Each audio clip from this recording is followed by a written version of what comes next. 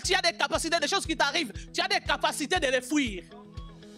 La distraction qui t'amène, bien-aimé, au moment que Dieu t'a dit, lève-toi, j'ai besoin de toi. Bien-aimé, si tu te consacres à Dieu, Dieu il a des stratégies qu'il peut te donner, qu'il connaît il connaît les chemins, laquelle il a tracé pour toi, pour ta bénédiction. Il va te donner des stratégies. Va là-bas, à tel endroit, à gauche, ne le touche pas, mais touche à la droite. Aujourd'hui, nous demandons des choses à Dieu. Nos attitudes sont comment devant Dieu?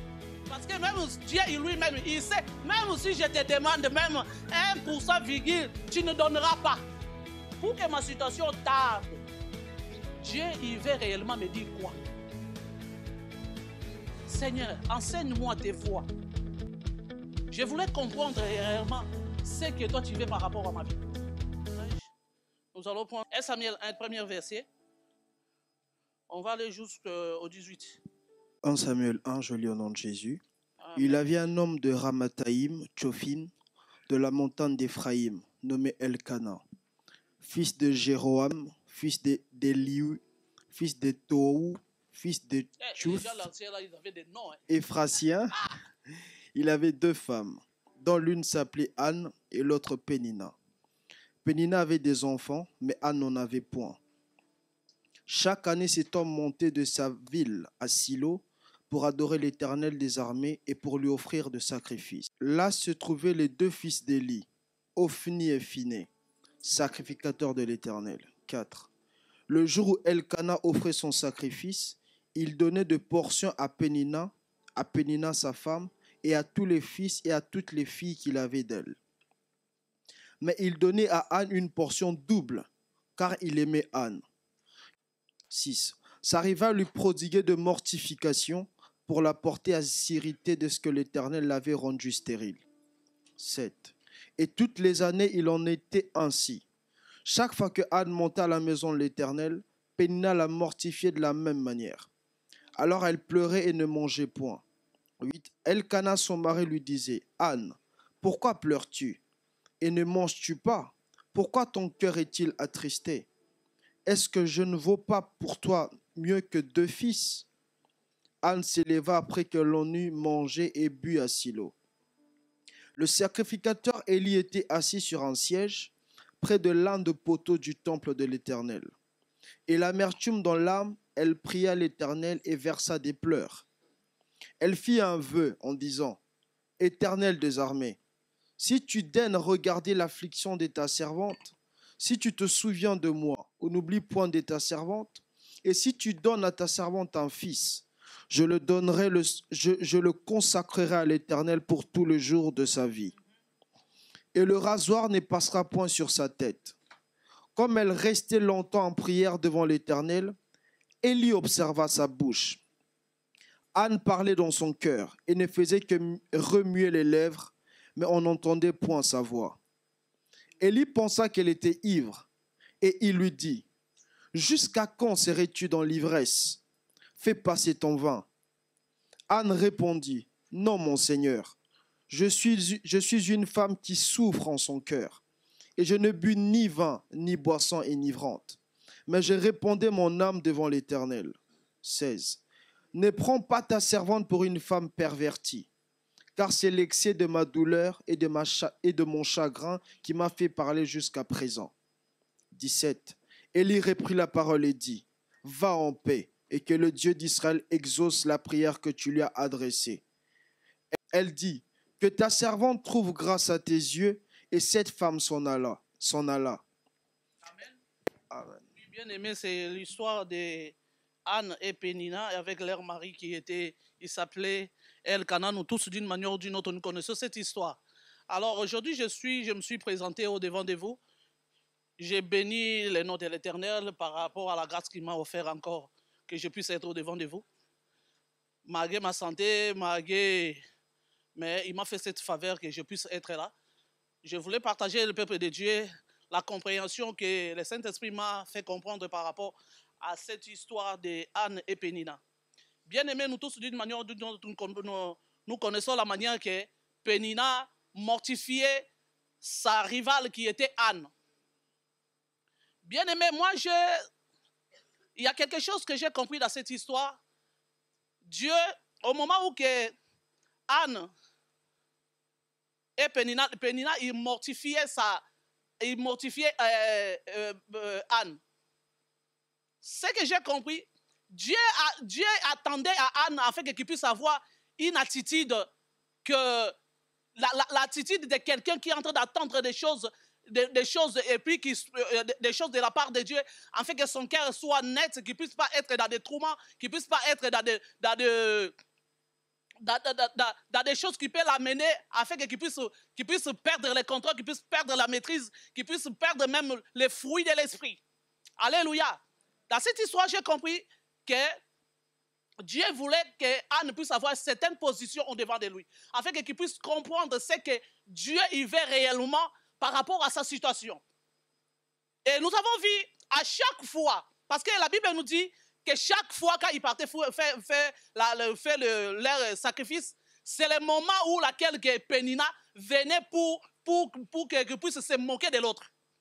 Bien aimé, c'est la même chose qui nous arrive nous aussi, enfants de Dieu. D'une manière ou d'une autre, quand nous attendons que peut-être tu as reçu une parole de la part de Dieu, tu as reçu une prophétie, tu es maintenant en train d'attendre l'accomplissement de ce que Dieu t'a promis. Mais bien aimé, vous allez voir que l'ennemi ne te laissera pas afin que tu puisses toucher à cette bénédiction. Ça n'a pas commencé aujourd'hui. Preuve en est que les histoires que nous sommes en train de parler de Anne et Pénina, ce ne sont pas les gens d'aujourd'hui. Ce sont les gens des arrière de siècles, bien aimés. Mais si l'ennemi n'a pas laissé ce genre de personnes tranquilles, ce n'est pas toi qui viendras avoir peur de toi. Alléluia. Dieu, il voulait que Anne qui puisse comprendre réellement ce que Dieu y veut par rapport à sa vie. Ce que lui-même Dieu y veut par rapport à sa vie. Et au moment où il était en train de perdre le temps, en train de suivre Pénina par rapport à ce que Pénina le faisait, il entrait dans la chambre, il pleurait, au lieu d'être dans la consultation, être dans la présence de Dieu bien-aimé, ce n'est pas la chose qu'il faisait. Tandis que ce n'était pas à ça. Dieu ne l'attendait pas dans des pleurs. Dieu ne l'attendait pas afin qu'il puisse s'enfermer dans sa maison, être triste sur ces commands-là. Mais Dieu, il voulait qu'Anne puisse comprendre qui est sa volonté dans sa vie. Alléluia. Dieu voulait qu'Anne puisse comprendre juste ce qui est la volonté de Dieu par rapport à sa situation. Et à chaque fois, c'était comme ça. À chaque fois, c'était comme ça. Au moment où il veut aller au sacrifice, c'est le moment que Pénina, il s'élève. C'est comme ça que le diable nous fait, nous aussi. Dès qu'il y a quelque chose, ta bénédiction est en train de s'approcher. Bien aimé, le diable, il ne voit rien, mais il voit l'étoile. S'il a été capable de cibler l'étoile de Christ, mais bien aimé, il est capable aussi de cibler l'étoile qui est en train d'apparaître par rapport. Parce que si Dieu, il veut nous bénir, les gens spirituels, ils voient la personne en train de rayonner. Ils voient la personne en train de briller. Alléluia. C'est comme ça qu'il se passe.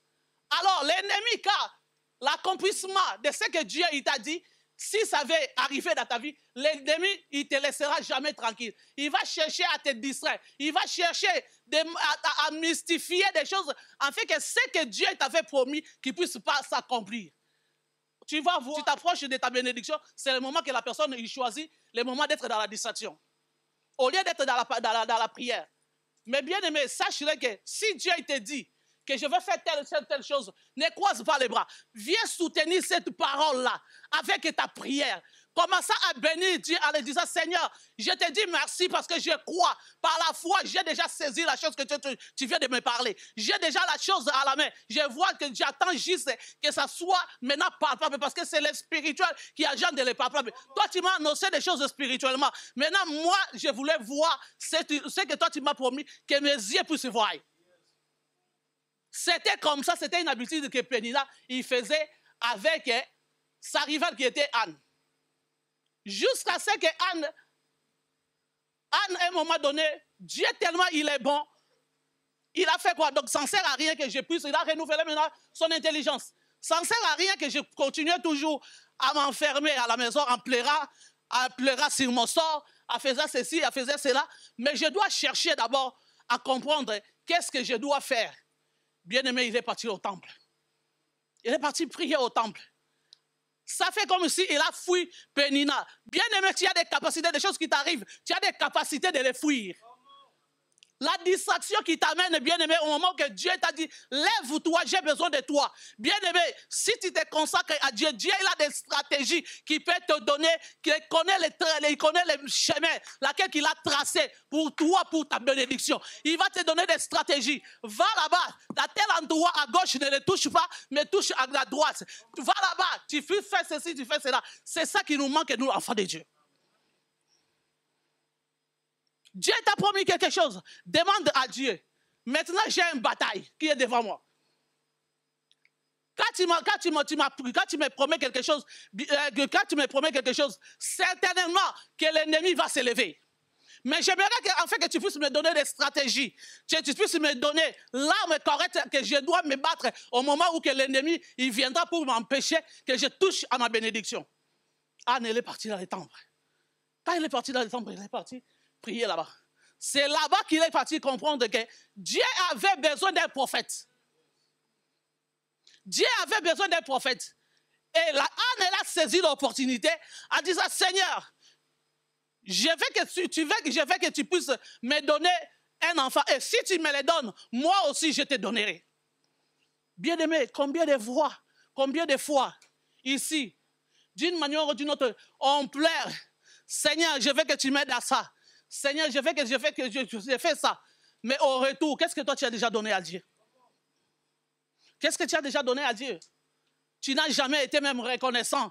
Même les témoignages, les gens, donc y compris les gens qui mystifient les choses pour qu'ils puissent faire comme si c'est une bénédiction. Pour qu'ils fassent comme si c'est une bénédiction, ils ne témoignent pas. Mais toi qui as vu la main de Dieu, toi aussi, tu ne vas pas témoigner parce que d'autres là, ils n'ont pas témoigné. Tu sais pourquoi ils n'ont pas témoigné? Ils n'ont pas témoigné parce qu'ils savent au-dedans d'eux que la chose qu'il a, que soi-disant bénédiction, ce n'est pas bénédiction réellement. Il connaît comment il a fait mystifier des choses pour qu'il puisse en avoir. C'est pour cela qu'il n'a pas témoigné. Mais ce que toi tu possèdes, c'est Dieu qui t'a donné. Tu dois témoigner ça. Anne a renouvelé son intelligence. Il a dit au Seigneur, si tu me le donnes, moi aussi je vais te donner. Et Dieu l'a vu le cœur d'Anne, qu'elle était sincère. Qu'elle était sincère, que si je lui donne l'enfant, oui, effectivement, il va me rendre. Il va me donner cet enfant-là. Est-ce que Dieu avait besoin, vraiment, en fait, que Anne puisse, qu'il puisse rendre l'enfant? Mais l'attitude de Anne, sa disposition du cœur, la disposition du cœur là qu'il avait avant qu'il puisse, la disposition du cœur là qu'elle a eu, c'est ça que Dieu cherchait depuis le temps qu'il a perdu à suivre Pénina. Quand il était en train de suivre toutes les moqueries, toutes les humiliations de Pénina, c'est cette position-là qu'il a, là, quand il a demandé à Dieu, c'est cette position-là que Dieu attendait d'elle. Aujourd'hui, nous demandons des choses à Dieu. Nos attitudes sont comment devant Dieu? Seigneur, je veux que tu me fasses ceci. Seigneur, je vais me marier. Seigneur, je veux un travail. Seigneur, je veux ceci. Seigneur, je veux cela. Je veux ceci. Mais ton attitude réellement devant ton Dieu est comment? Tu veux que Dieu te donne la chose que tu es en train de lui demander pour que tu le fasses quoi avec? Est-ce que tu seras reconnaissant vers lui? Est-ce que les gens ils peuvent dire gloire au Seigneur par rapport à ce que Dieu t'a donné? Ou peut-être si Dieu te donne, c'est toi qui vas aider, tu feras la personne que tu puisses amener les gens dans les chutes. Alléluia. Anne a renouvelé son intelligence. Elle a dit que non, Dieu il a besoin des prophètes. Alors, les prophètes, là, je dois saisir l'opportunité. Comme lui, il a besoin des prophètes, effectivement, il aura besoin d'un ventre. De la même manière qu'il a fait avec Marie. Donc, Dieu a besoin d'un prophète. Les prophètes, il ne sortira pas de nuit comme ça. Il ne sortira pas de comme ça. Non, il doit sortir et être, donc on doit l'affronter comme des choses normales, comme lui-même, il a créé des choses dans son monde à lui. Alors, Dieu aura besoin d'un ventre. Alors, pour que Dieu ne puisse pas aller chercher le ventre, il aura besoin de mon ventre. Mon ventre est là, est disposé. Mon ventre est là, disposé, Seigneur. Je veux que cet enfant-là, fais-le entrer dans mon ventre. Les prophètes, là, moi, je veux que je sois la personne qui va affronter cette prophète-là. Et bien aimé, quand Anne a fait sa prière, Anne a fait sa prière, en faisant sa prière, Dieu a entendu sa prière. Mais bien aimé, si tu attends quelque chose de la part de Dieu, et Dieu il va te répondre, bien aimé, l'obstacle ne s'éloignera pas de toi. L'obstacle ne s'éloignera pas de toi. Bien aimé, Anne avait fui les moqueries de Pénina, là-bas chez eux. Mais tu vas voir, quand il est venu au temple, Élie, le sacrificateur, était là. Élie, le sacrificateur, commençait à le regarder là où la personne est en train de pleurer armement au-dedans de lui. Il le regardait, il s'est approché de lui. Jusqu'à quand, ma fille? Toi, tu vas continuer à être dans cet état de l'ivresse. Bien-aimé, écoute la réponse. Anne répondit, non, mon Seigneur, je suis une femme qui souffre dans son cœur, et je n'ai bu ni vin ni boisson enivrante, mais je répondais mon âme devant l'Éternel. Alléluia. Il a dit que je n'ai ni bu ni de boissons ivrantes. Oui, c'est ça. Si tu dit, Mélissa, tu peux laisser ça. Bien-aimé, l'obstacle est venu encore se présenter au-devant d'elle, dans les temples. Cette réponse, c'est que les choses que Élie a dit à Anne, si c'était toi et moi. Parce que la personne a besoin d'une consolation. La personne, son cœur et son âme est à la recherche de quelque chose que il n'y a qu'elle-même et Dieu qui connaît. Preuve en est que même le sacrificateur, il était là dans le temple, il n'a pas compris les problèmes, certainement. Parce que quand Anne venait faire le sacrifice, normalement, il se connaissait. Comment il a pu connaître que Anne, il est ivre? Ça veut dire qu'il se connaissait depuis. Donc, s'il se connaissait, certainement, les problèmes de Anne, il connaît. Mais qu'est-ce que ça fait qu'en fait que les sacrificateurs puissent s'approcher de Anne pour venir dire pourquoi tu es encore ivre? Bien-aimé, si tu es dans la présence de Dieu, bien-aimé, faisons-nous. Il y a quelque chose que je voulais dire, c'est juste entre parenthèses. Bien-aimé, une personne qui est posée, que la personne est à la recherche de rien, et avec la personne qui est à la recherche de quelque chose, leurs prières ne sont pas pareilles. Leurs prières ne sont pas pareilles.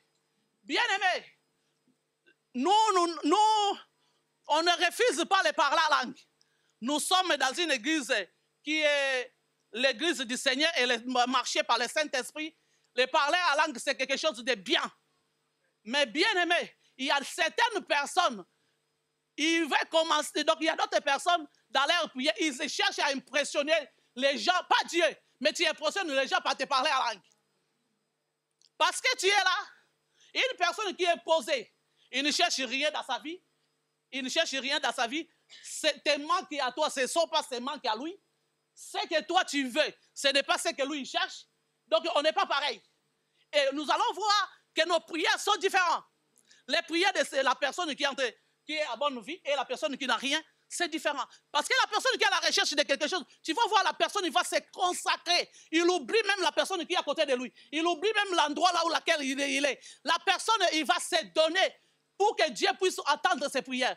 Tandis que la personne qui a apparemment, ça se voit comme s'il a tout, la personne va commencer à prier. Dès qu'on commence la prière, la personne commence avec la langue. La langue, là, beaucoup de gens se cachent derrière ça. Tu n'as pas de paroles, c'est pour cela que tu aimes. Moi, je ne dis pas que le parler la langue, c'est mauvais. C'est bien. Mais parfois, il ne faut pas exagérer des choses. Il ne faut pas exagérer des choses. Moi, j'ai pris en langue. Mon mari, il prie en langue. Mais il y a d'autres choses. Tu vas voir la personne, il depuis qu'on a commencé le pourquoi, posez-moi la question maintenant, pourquoi la personne, depuis qu'on a commencé la prière, si on a commencé la prière, ça fait 30 minutes, la personne elle est toujours dans la langue. La personne n'est pas là. Parce que son esprit, ils ne sont pas ensemble avec les gens qui sont en prière. La personne, il est là, mais son esprit est à l'extérieur de l'endroit là où les gens sont en train de prier. C'est ça que pour que je puisse me faire le trafic d'influence, Alors je dois me mettre là à parler à langue pour que quand quelqu'un me voit, qu'il voit que je suis en train de prier. Tandis que moi-même, comme je suis là, je sais que je ne suis pas là, mon esprit est à l'extérieur. Je suis en train de penser à quelque chose que j'ai vu sur Internet, qu'il faut que je puisse économiser pour aller acheter. Que la voiture là que j'ai vue, en tout cas l'année prochaine, qu'il monte, qu'il neige, je dois l'avoir. Bien aimé, nos prières ne sont pas pareilles. D'autres personnes ils sont en train d'implorer Dieu, afin que Dieu le puisse le faire grâce. Mais il y a d'autres personnes, ils sont en train de parler à langue, mais en même temps en train de penser à d'autres choses. Bien aimé, on retourne sur notre histoire de Anne. Bien aimé, j'avais dit que l'obstacle ne s'est pas éloigné de Anne. Ça l'a suivi jusqu'au temple. Élie s'est approché. Si c'était toi et moi, que la réponse là que Élie a, des choses qu'Élie a dit à Anne, tu pouvais, si tu étais à genoux, tu t'élèves. Tu vas le dire. Répète ce que tu viens de dire.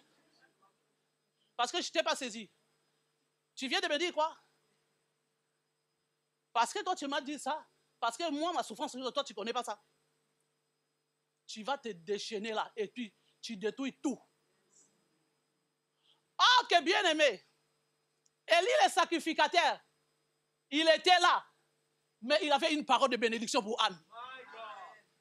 Malgré ce qu'elle a dit à Anne, derrière ça, ça cachait quelque chose. Anne avait demandé l'enfant à Dieu. Dieu l'a donné. Mais pour que l'enfant quitte le ciel, entre dans le ventre de Anne, il fallait aligner le sacrificateur. Pour que l'enfant entre dans le ventre de Anne, il fallait une parole qui doit accompagner sa prière, afin qu'il puisse déclarer, pour que Samuel quitte le ciel, entre dans le ventre de Anne. Bien aimé, je vous donne cet exemple. Vous voyez comment parfois nous perdons nos bénédictions. Ton papa, il va te dire ici, un tel, je ne vais pas ça. Ah, papa, lui aussi, il exagère. Ah, parfois, il se prend pour qui? Il n'est pas mon père, il n'est pas ma mère. Pourquoi lui, il a toujours des choses, il doit dire aux gens que tu vas faire ceci, tu vas faire cela. Bien aimé, réfléchis, sors, attaque Iman. Ce qu'il te dit là, c'est pour ton bien. Ce qu'il te dit, ce qu'il t'interdit, c'est pour ton bien, toi, ce n'est pas pour ton bien pour lui. Mais bien aimé, si tu tardes là, afin que la chose n'arrive pas dans ta vie, lui, il perd quoi? Lui, il avance, mais la personne qui est en train de faire le tourniquet, c'est toi. Demain, quand tu ne verras rien, mais tu vas aller condamner les églises, et ce n'est pas la première église que tu nous as accusée. Tu as dans ta vie, tu as parcouru 20 églises, mais tu as accusé 18 églises. Amen. Alléluia. Soyez humains. La parole là que Élie, le sacrificateur, a prononcée par rapport à Anne. Mais il s'est soumis.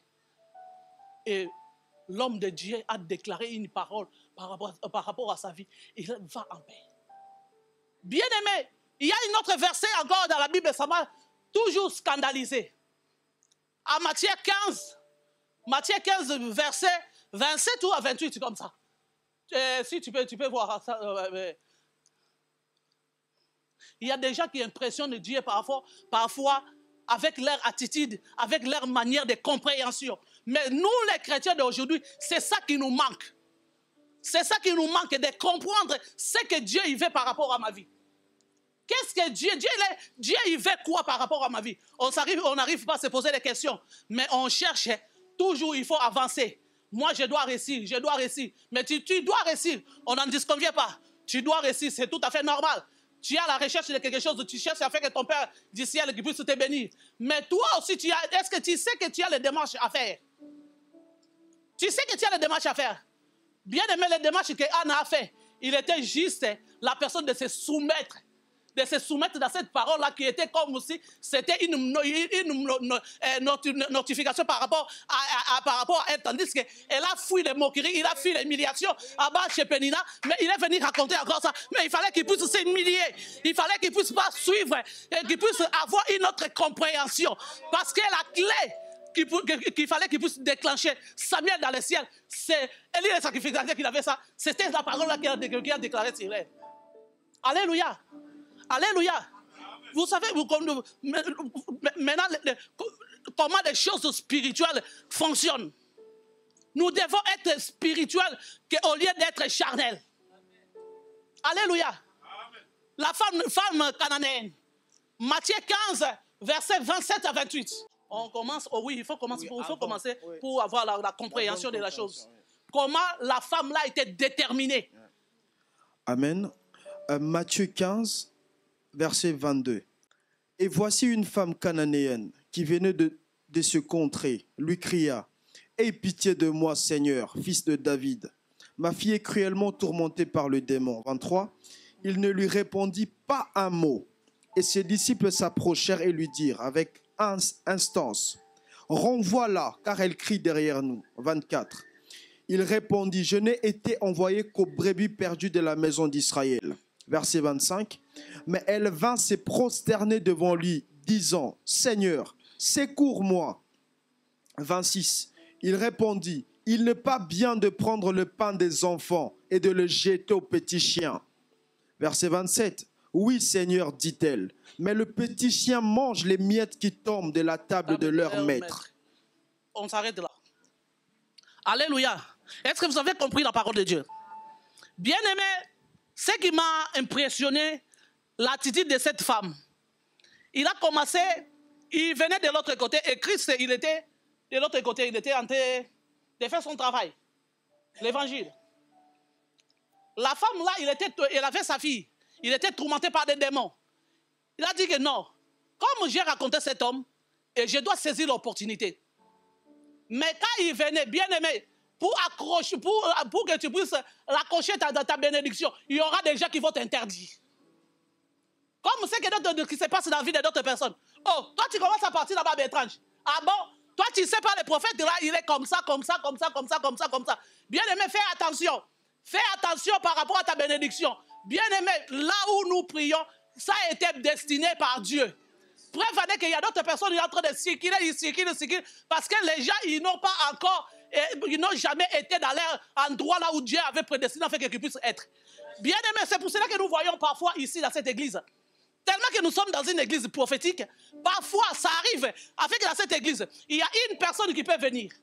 Il vient, la personne, il disparaît.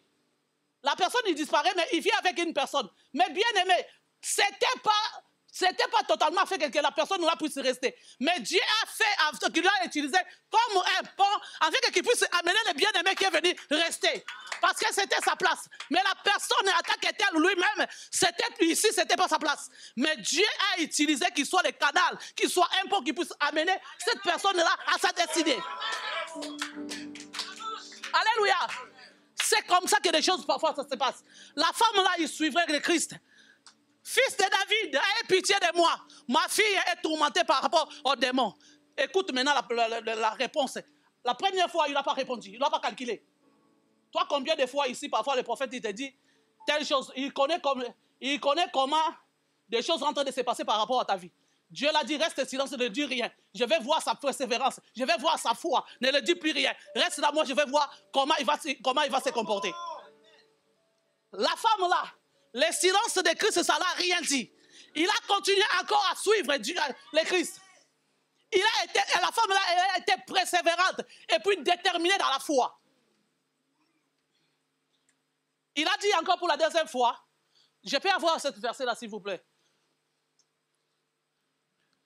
Le verset 24, Matthieu 15, il répondit: Je n'ai été envoyé qu'aux brebis perdues de la maison d'Israël. Ça c'est la première réponse que Christ a donnée à cette femme-là. Oui. Je ne suis pas venu pour vous, mais je suis venu pour les brebis perdues des maisons d'Israël. Donc ça veut dire, ne prie plus, ne me suis plus, parce que moi je ne suis pas venu pour vous. Je ne suis pas venu pour vous, mais je suis venu chercher les brebis perdus. Suivons encore la troisième réponse, la réponse de cette femme. Mais elle vint se prosterner devant lui, disant: Seigneur, secours-moi. Il leur répondit. Stop. Écoute l'aspect que j'ai aimé par rapport à cette femme. Elle était donc, On a donné une parole qui ça pouvait les neutraliser et puis bloquer ses pieds là où il était afin qu'ils puissent plus les suivre. Que je ne suis pas venu pour vous, mais je suis venu pour d'autres personnes. Je ne suis pas venu pour toi. Je suis désolé. Je ne suis pas venu régler tes problèmes, tes histoires. Parce que de toutes les façons, tes problèmes, moi, je ne les connais pas. Ce n'est pas moi qui t'ai donné. On peut tout dire. Mais la femme là, elle était prête même à se prosterner. Malgré la refus de Christ, malgré la réponse qu'on l'a donnée, elle était prête même à se prosterner pour qu'il puisse trouver grâce au devant du Christ. Continue. Verset 26. Il répondit, il n'est pas bien de prendre le pain des enfants et de le jeter aux pieds de chiens. Stop. Tu as entendu la réponse de Christ. Christ, non, il n'était pas mauvais. Il savait ce qu'il est en train de faire. Il cherchait à activer la foi de cette femme. Il cherchait à activer la foi de cette femme.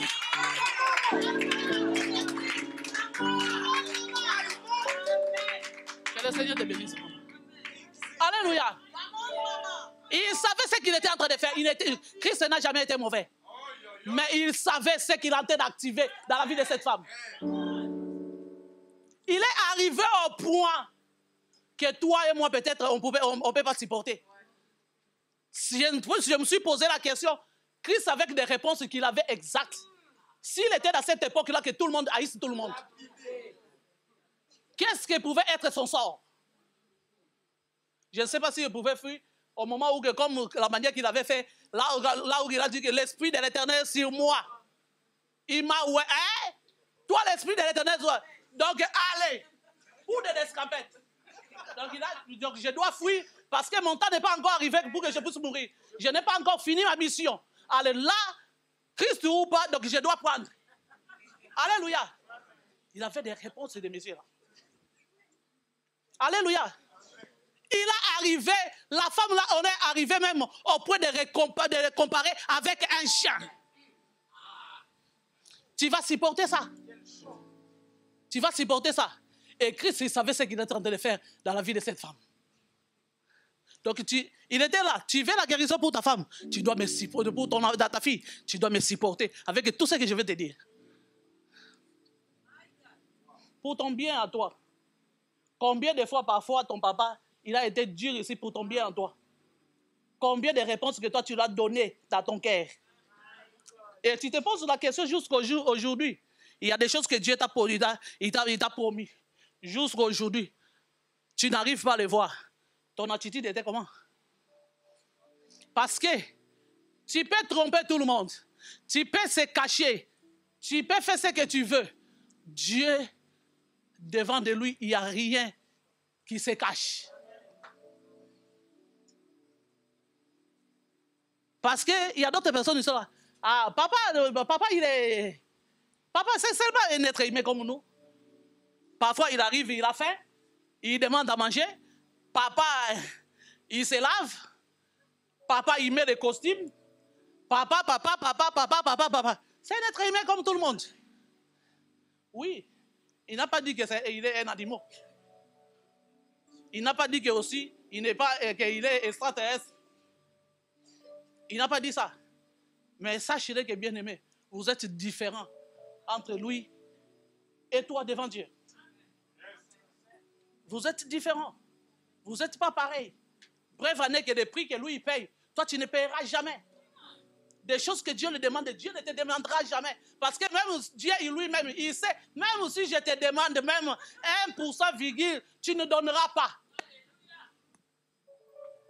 Tu ne donneras pas. Dieu lui-même, il sait. Et c'est là maintenant où ça se voit que vous n'êtes pas pareil. La considération et le respect qu'il donne par rapport au travail de son Dieu, ce n'est pas la considération que toi tu donnes à Dieu.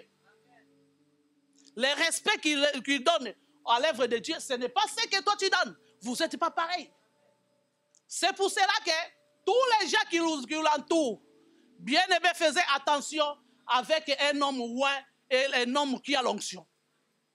On ne s'habitue pas avec les gens de l'onction. On ne s'habitue pas avec ce genre de personnes. Je vais faire une expérience. On peut me donner, donne-moi la bouteille là.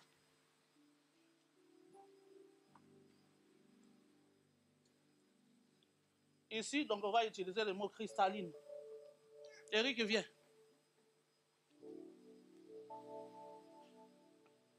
Tu peux lire là. On a vu passer la bouteille.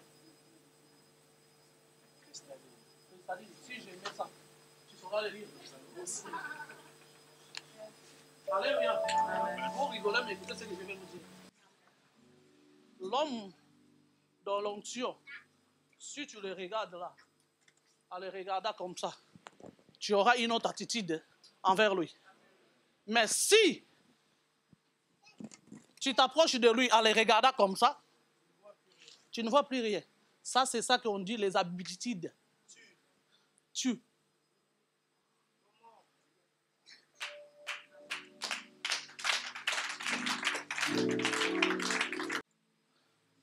Avant, je me souciais vraiment des gens. J'ai poussé parfois mon mari que regarde un peu la situation de telle personne. Qu'est-ce qui se passe? Il me dit, ma femme, moi je ne suis pas faiseur de miracles. C'est Dieu qui agit, c'est Dieu qui fait tout. Moi, la personne, moi aussi, sa situation, je ne comprends pas. Moi, j'ai pris seulement. Mais le reste, c'est Dieu qui agit. Bien-aimé, j'ai fait une analyse ici dans cette église. Les gens qui prennent les prophètes comme ça, les regardent comme ça, les regardent là, ce sont les gens qui sont bénis. Et ce sont les gens qu'on les voit ici, ils passent ici devant pour témoigner. Mais les gens qui les prennent comme ça, oh papa, papa, papa, papa, papa, papa, papa, papa, papa, papa. Parce que si tu commences à les prendre comme ça, des choses cachées, tu ne les verras plus. Des choses qui bénissent les gens, tu ne verras plus. Les choses qui font élever les gens, tu ne verras plus. Quand on voit quand tu regardes quelque chose de loin, c'est là où tu peux calculer comment je peux lancer une pierre peut-être dans un manguier pour que la mangue tombe. Mais si tu le regardes de près, peut-être tu ne sauras pas, au moins que tu puisses avoir une autre arme pour que tu tapes comme ça. Alléluia. Les choses spirituelles, ce sont des choses spirituelles. On ne mélange pas tout. Toi qui considères l'homme de Dieu, toi qui le respectes, nous aussi nous te respectons, salut. Mais reste là où tu es pour que tu sois béni. Ne t'habitue pas avec un homme de l'onction. Preuve en est que même moi, votre maman, j'ai une autre manière que je le vois. Je ne le prends pas à totalité que mon mari. Mais je le prends en tant qu'un homme de Dieu. Et en tant que mari, ça a le moins de pourcentage. Parce que, je peux vous donner peut-être une petite témoignage. Parfois, c'était, avant que j'entre dans le ministère, si je me prenais la tête avec lui, et moi, je voyais ma dose. Parce que moi et lui, on n'est pas pareil. Lui, il a une autre dimension de la protection qui est derrière lui, qui n'a rien à voir avec moi. Et moi, comme je suis sa femme, spirituellement, on est un. Je profite juste de la grâce que lui, il a derrière lui. Mais quand on se dispute, ça fait quoi? On est séparés. Et je suis devenu seul. Et les gens qui me protégeaient, ils vont rester derrière lui, ils ne seront plus derrière moi. C'est ça que nous devons faire. Alléluia. C'était juste une parenthèse de secret. La femme cananéenne bien-aimée, Christ l'a fait comprendre que je ne suis pas venu pour vous avec des paroles, ce qu'on peut dire des paroles méchantes. Mais il a dit que moi je n'abandonnerai pas. Je dois m'accrocher à cet homme parce que sans lui, moi je vais perdre ma fille. Quelles que soient les paroles qu'il va me dire, quel que soit ce qu'il veut faire avec moi. S'il s'agit de me taper, je vais me laisser qu'il me tape. Mais moi, je ne le laisserai pas partir. Moi, ma fille, elle doit être guérie. Jusqu'à la fin, qu'est-ce qu'il a fait? Christ, il a vu sa persévérance, sa dimension de la foi. Il a dit que cette femme-là, c'est qu'elle a compris la solution de ses problèmes, c'est entre mes mains. Alors qu'il te soit ainsi selon ta foi. C'est ça qu'il nous manque, nous les enfants de Dieu. Quand des situations graves ou des situations compliquées se présentent au devant de nous, quelle est notre attitude? Est-ce que nous devons rester persévérants en cherchant la face de Dieu ou à murmurer? Bien-aimé, regarde-toi, depuis que tu as commencé à murmurer par rapport à ta situation, tu as déjà eu quoi? Les murmures là, ça t'a déjà rajouté combien? Ça t'a déjà donné combien? Tu perds le temps inutilement. Parce que Dieu, il n'est pas influençable. Bien-aimé, tu peux pleurer par rapport à ta situation. Tu peux faire ce que tu veux. Tu peux même te couper. Dieu, ça ne lui dit rien. Ça ne dira rien.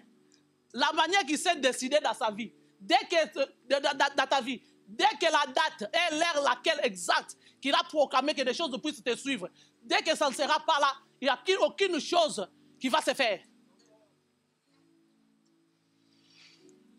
Dieu, il est souverain. Il est là pour nous. Dieu, il est merveilleux. Nous, les enfants de Dieu, nous devons avoir une autre attitude afin que nous puissions saisir des choses que Dieu nous a promis.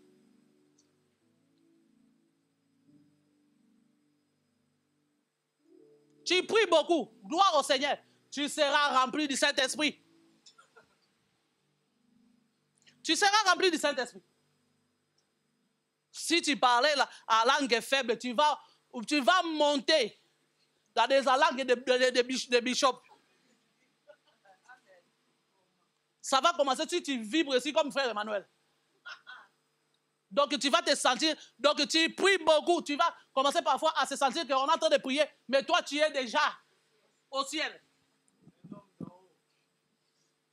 Comme un monsieur de genoux avait dit, je me sens parfois, je suis en train de...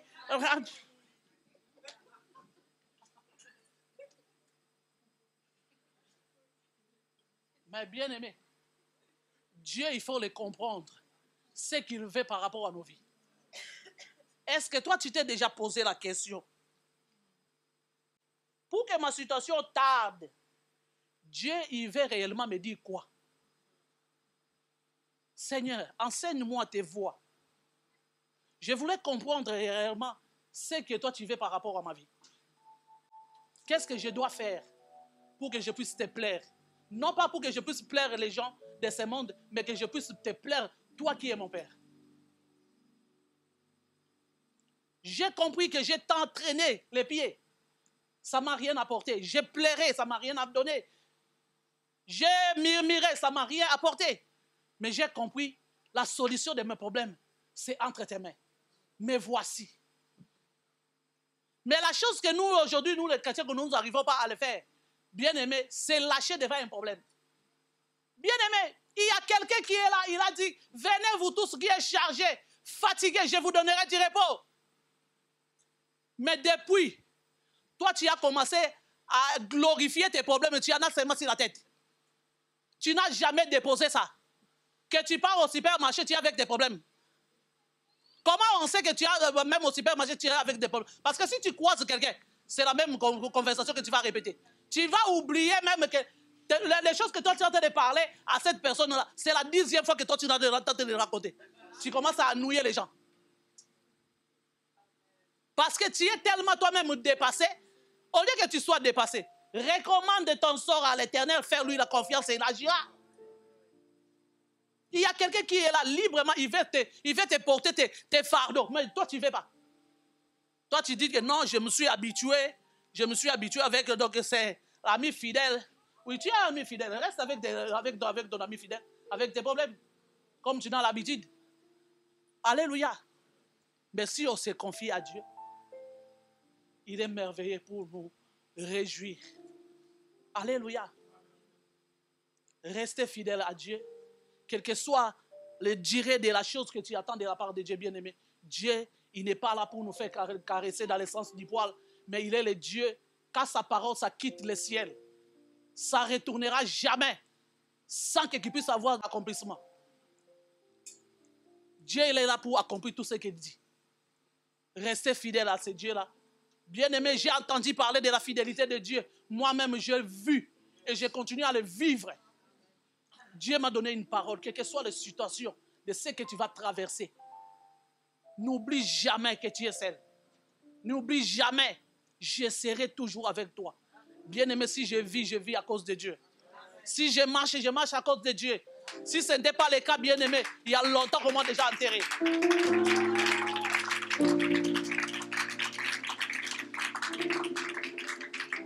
Alléluia.